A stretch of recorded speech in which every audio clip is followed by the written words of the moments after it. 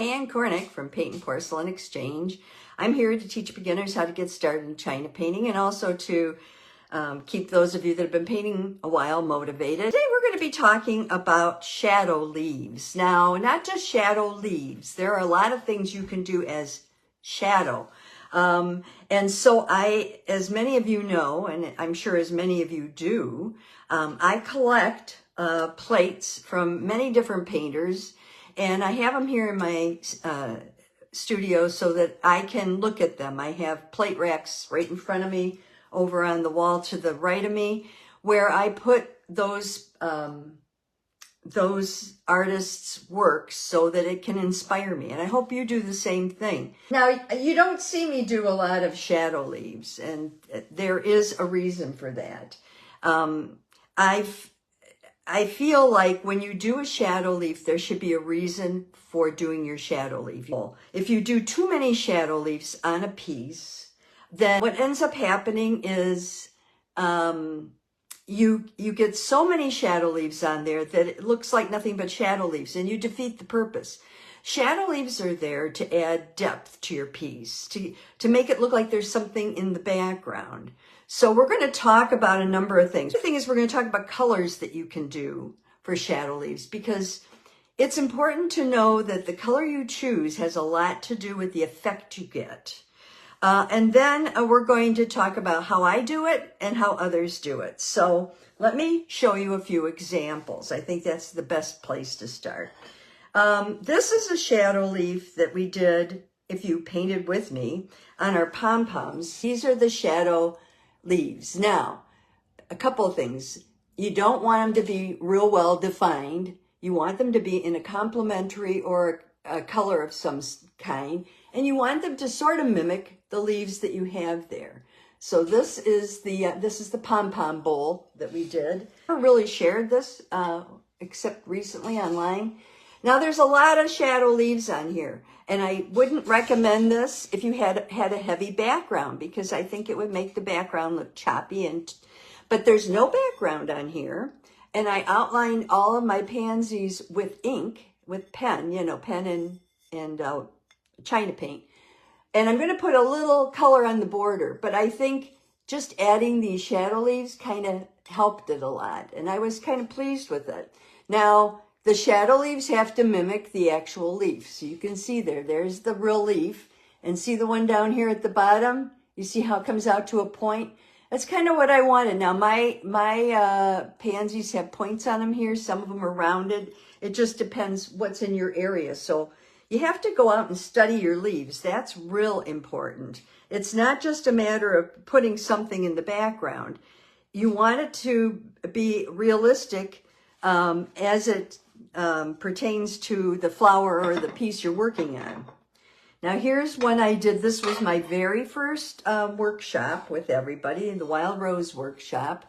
And I did these, and I did them these are Cool Shadow. Now, why did I pick Cool Shadow? Cool Shadow is one of those colors that works really well for shadow leaves, hence the name Shadow. But it doesn't work with everything. But in this piece in particular, I thought the blue kind of offset the pink. I was getting kind of sick of pink. Plus, I used blue up here in the flowers, as you can see, for shadows as well. So I tied it in. I tied it into my leaves and used the blue as shadow on the leaves. And I used a blue-green, like a shading green, on my leaves to help tie the whole piece together. Okay. This is another one that I collected, and unfortunately, the artist did not sign this. I got it at secondhand. And she did something unusual. She did her shadow leaves in two different colors. Actually, there are three colors on here. So the actual leaves are green. See those there?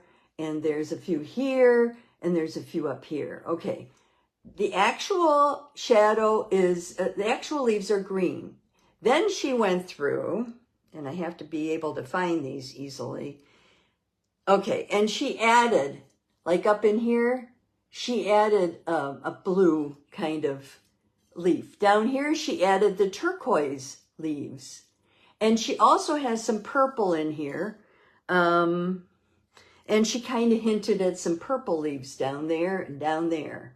So you can add multiple colors. In this case, it worked out well for her because this is a white flower, and she did a border on it that is purple here and pink over here and yellow up in here. And so by adding the turquoise, it complemented all of those colors. So that's when you can see this person did a beautiful job. I wish I knew who painted it because it's one of my favorites. Okay, let me just stack them over there. Now this one was done by, last name was Potenka, and it's beautiful. It's absolutely beautiful. Look at that pansy. Poppy. And I put little arrows because I knew when I put it up, I wouldn't be able to see. A lot of these shadow leaves are not leaves at all. She just suggests them with a change in color. So see here, this is the outline of that leaf, but it's just suggested with the change in color that she put on here. Let's talk about other ways of doing shadow leaves. Let's talk about a shadow background. This is Bill Garrison, very popular in Michigan, long gone. And he did a shadow background. So these are his pine cones. But what he did was he added almost to me looks like a maple leaf in the background there. And he did it in browns and purples and blues on here. So I thought that was pretty interesting. And the final thing I wanted to bring up is that there's what you call carving. Now, Bill Garrison's is kind of carving right here. The way he took and probably put the color on and then took and pulled out different shapes. I will show you my previous teacher, Lynn Brewer, and she does carving, and this is her piece. And can you see down here near the bottom, all the different, it's kind of hard because her colors are real light, but all the different shapes, right there's a good example. What she did was put on color and then just pull out what she needed. Okay, so those are all different ways that you can do it. The other thing you can do, now you have shadow background, you have shadow leaves, and now we're going to talk about shadow flowers.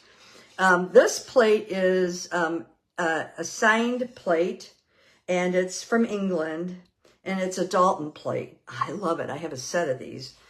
And can you see here in blue? They did shadow flowers. And up in here in blue, they did shadow flowers to enhance the piece. And over here, in almost like a violet of iron, they did shadow flowers. So that's something else that you can do that you may not have thought of. Now I'm going to show you how I do mine. First of all, let's talk about colors. When you're choosing colors for your shadow leaves, you don't want to choose colors that are going to fight with your piece. I got too far with this, I thought, well, I'm going to decide what colors would work. My pansy plate. I did this eons ago. There's no fresh paint on it. And with this, I might use a little reflected light maybe. Let's see how that looks. Oops, it's a little strong. The other thing you might find is that just by hinting at the leaves, not mixing colors, you might take a little reflected light and a little green and mix it together just so it gives you kind of a gray. There, see? Here's the celadon. Nope, it doesn't work on here. Let me show you how chameleon blue-black can be. Okay, I did these two over here. Let me finish this one here. I think it just needs a little there. Okay, these two over here I did with the green and the kind of a reflected light. There are a lot of colors that you can use that I had just a little brown there. That are portrait colors. So I would say like a Meissen brown, which is not a portrait color, but a reflected light, a cool shadow, those are portrait colors. So now let's go to the blue-black here and see what it does.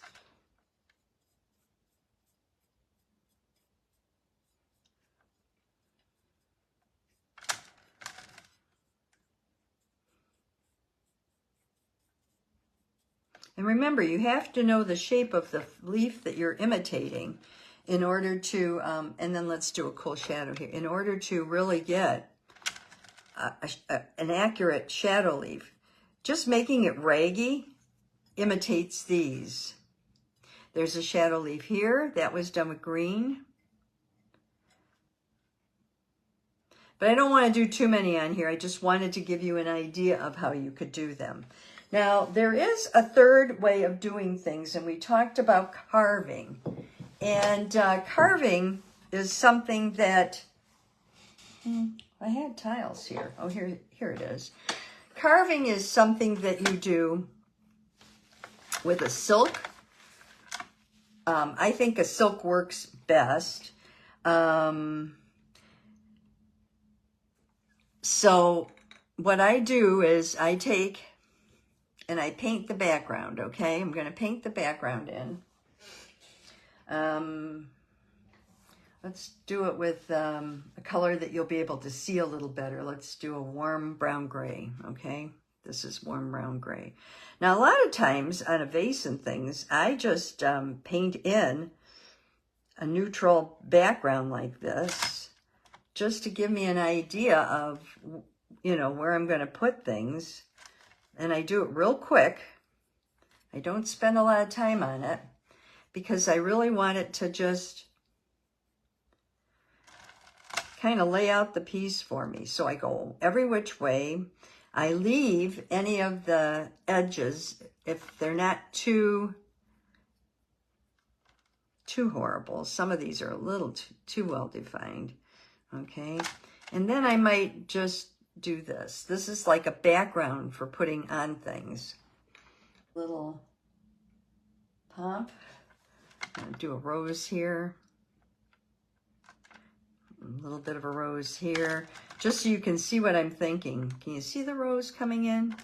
Right there. I know I'm doing it all with my my filbert, and I probably wouldn't. I probably would switch over and use a square shader. But a square shader provides, so for this I would use a square shader, but for the shadow leaves, I wouldn't. And then I go through and do this. Set up my rose, pull a little bit up this way. I want these up here, a little there, and do this. And you can do shadow work first. So on this side now, I'm going to do, here's my edges of my rose.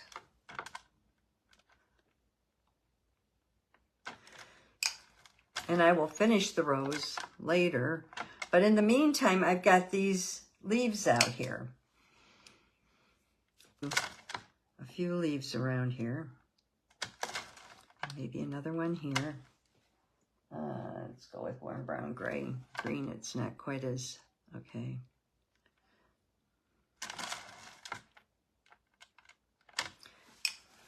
I'm gonna take my silk and shape this guy there. Okay.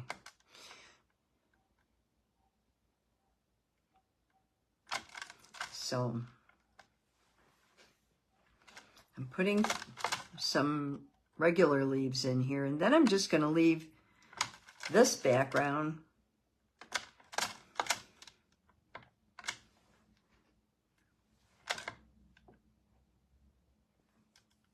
drives me crazy. I'm going to switch over to a smaller brush, and up in here I just do a little,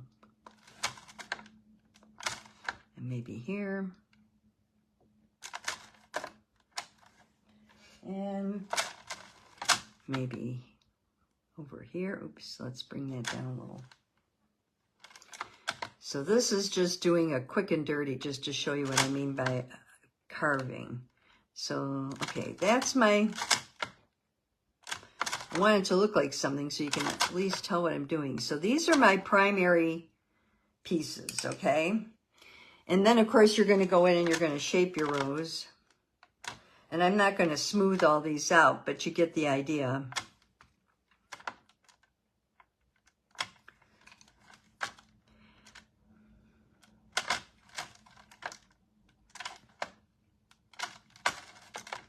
Okay.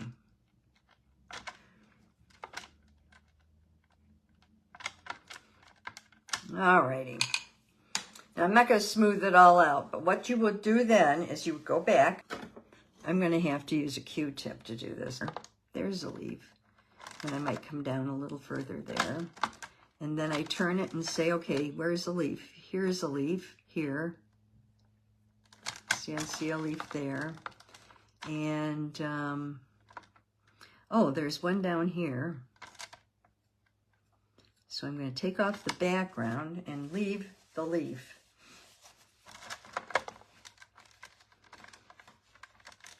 Here's a leaf right there. There. Up in here, this is a leaf. And I don't want my actual leaves to have a problem with them. Let me see here. I don't know if I like that leaf there. And this one, I'm going to come in a little on.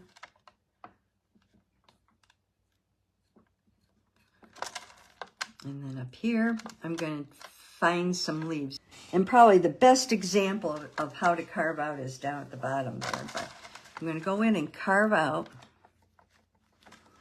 And you just have to know the shape of the leaf or approximately what you want the leaf to do.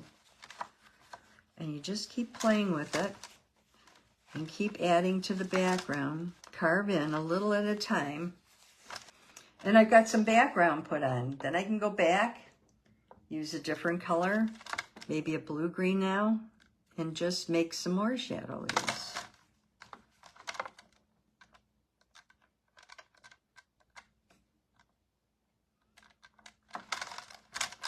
And define it a little better. Down here, there. Oops, too much color on there.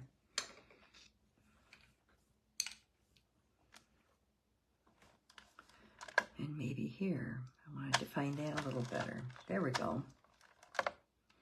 I don't mind that. This is a little silly up in there. So I could put a bud up in there.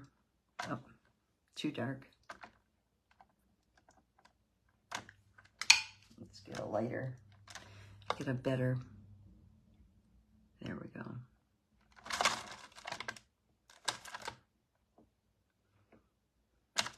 Now, shadow flowers. Let's say we wanted to add shadow flowers to this. This isn't very well defined up here, but you get the idea, right? There. There. Hang on, I'll fix it. There. There.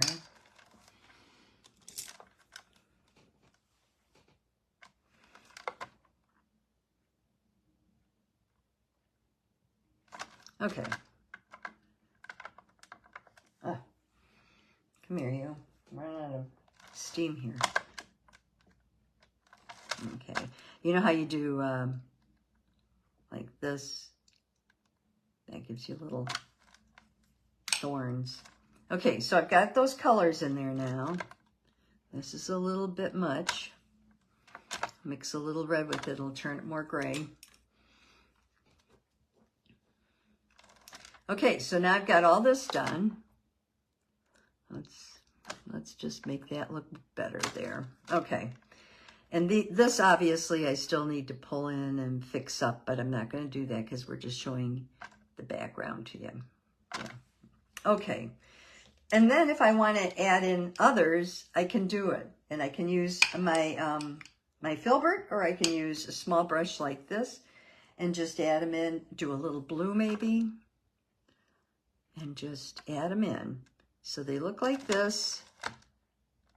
There. Maybe one up here. And you can also make them out of what's there. See? Here's one. See it there? Do you see that? It's right here. The outline of it is right there. So let's finish that, okay? Let's pull it this way and pull it that. Look at that. There's one right here. See that one there? Let's do that one. Pull it, pull it. Clip the top off. You can use your silk or you can use your finger. And down here, do I want these to be a little more defined? Maybe. There's one there. There's one here. Do you see this one here? This one here goes this way and this way. So I'm going to come this way. Just add enough. There we go. And I kind of like this up in here. So what I'm going to do is take a little warm brown gray, which is what that is, and just add a little. Oh. Okay. I have red on that brush. Let's get rid of it. Okay.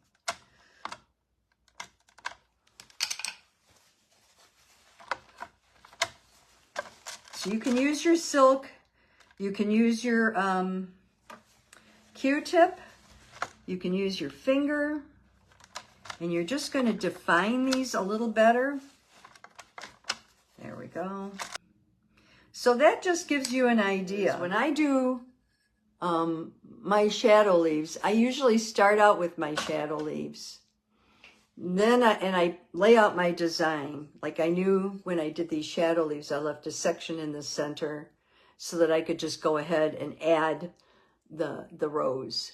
And this isn't perfectly done, but you can see the shadow leaves there. And then on the next fire, if I want to put a background on, I can. I don't have to. I think a better example is probably what we did on this. And you can see there, they kind of look like shadow leaves. They're kind of going off into the background kind of thing. Oh, I know what else I wanted to do was show you how to add flowers. Let's go down one more time and I'll show you shadow flowers. So how do you do shadow flowers? I use a pointer or I use a scroller. And I decide where I want them. Now, I already know where I want them on here. I'm going to use Copenhagen blue, I'm sorry. And I think I want maybe a shadow flower down here. I might want one that comes up in here a little. And then one more, maybe one up in here. Okay. That's a little dark, so I'm just going to take my finger and tap the color. That'll lighten the color. Wipe my finger on the towel each time. Okay. Now I'm going to take my pointer and I'm just going to put it in a little Copenhagen blue. And I'm going to test it. Now, you can't see my tile, so I'll test it right here. That's what the shade I wanted. I want it barely there. And I'm going to start out up here and just do a little.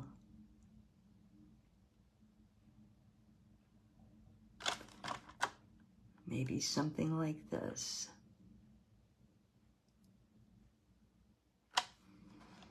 And then I'm going to come over here.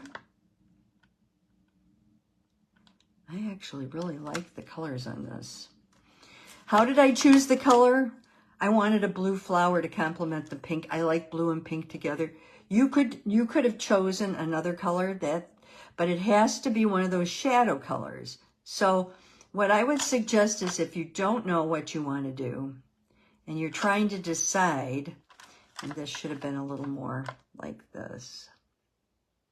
There. And you're trying to decide and you really don't know. There we go. What color to use, fire it, bring it back, and play with colors on it. There, that's better. These should all do that. Let me get rid of the one up at the top. Use my silk. There we go. You're going to curve these all just to give them a little flair.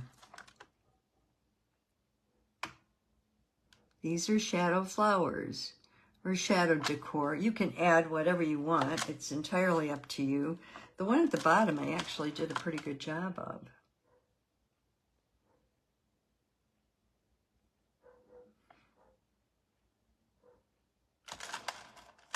See, then those are in there now. Okay, let me show you how I did that. Let me take this. This is my big tile here. Okay, here's too much color, okay?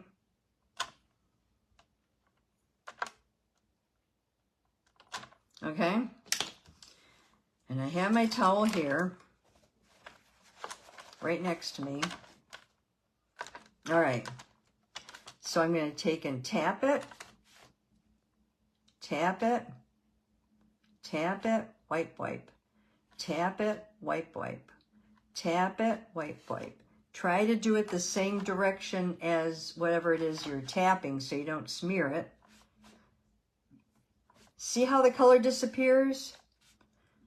It's a real easy way. And you can get it as light or as dark as you want by doing that. And see, the main thing is that you find a complementary color. And that's probably the hardest thing to do. So on each of your pieces, you have to play with it. Fire it with the original on it before you add the background. And then, so do your first fire. Then take and play. Play for a long time. Pull out all the colors that you think will work. Blue, black, cool shadow, reflected light, warm shadow. There's a warm shadow. There's a transparency, which is a stunning yellow, but it won't do much for your piece, but you can maybe mix it with another color. There's Copenhagen, any of the grade colors, warm brown gray, Celadon. Let me see what else I have here. Meissen is a good one because a brown that's kind of a lighter brown is really pretty, although you could even use a pecan if you wanted to. You could use Dove Gray. Dove Gray is a blue gray. You could use navy. Oh, grapes. Some of the, like the black grape would work for you. I think red grape might work. Violet of Iron. Violet of Iron is a stunning background color. For shadow leaves, and it's one that we often forget about because it's an older color. And then shading green is another one. So, alrighty then, pick up those brushes, keep painting, and I will see you next time. Bye-bye.